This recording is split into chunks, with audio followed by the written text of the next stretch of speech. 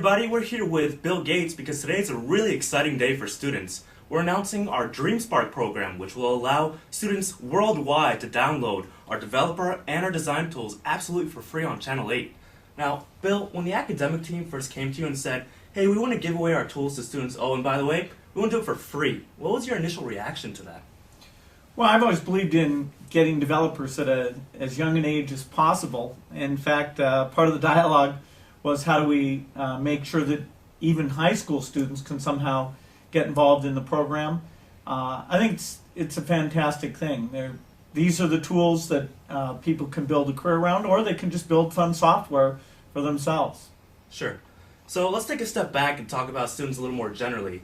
You know, technology is moving so fast these days that by the time a student graduates from school, they're looking at a job market with positions that may not even have existed when they originally chose their majors a few years prior, right? So what advice do you have for students dealing with this extremely fast pace of technology?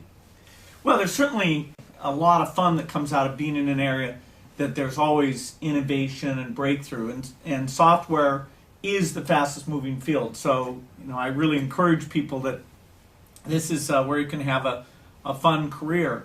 I don't think things change that dramatically in a four-year time period. I mean, the basics of understanding how good architecture works, good data structures, good algorithms, those have been the same for the last 30 years. We get slightly different incarnations, things like C# or higher level graphics libraries, but fundamentally the skill of design, the skill of knowing what good code looks like, that's going to be valuable for at least the next few decades.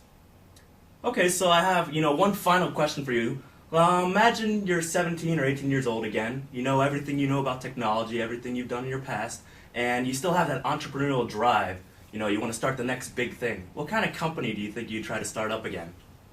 Well, I think some type of software company is definitely the place to be, because you don't need a big factory, you don't need a huge marketing budget. If you do a great piece of software, have some target users that you have in mind, particularly pick some that are influential. So if they adopt your software, then others are going to see, oh, well, that's what they're doing, and the word of mouth will spread around that.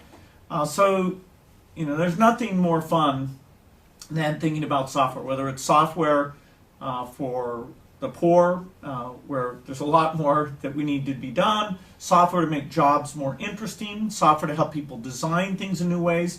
You can think about the sciences today, they're really driven by software. In biology, you have so much information, it's really software people who are going to help people organize that information and find patterns. Sure. And so biology needs software, astronomy needs software. And so the breadth of what you can do with today's hardware, today's platforms, I wish it had all been around when I was a student. Great. Well, that's all the time we have today, guys. Bill, thank you very much for talking with us.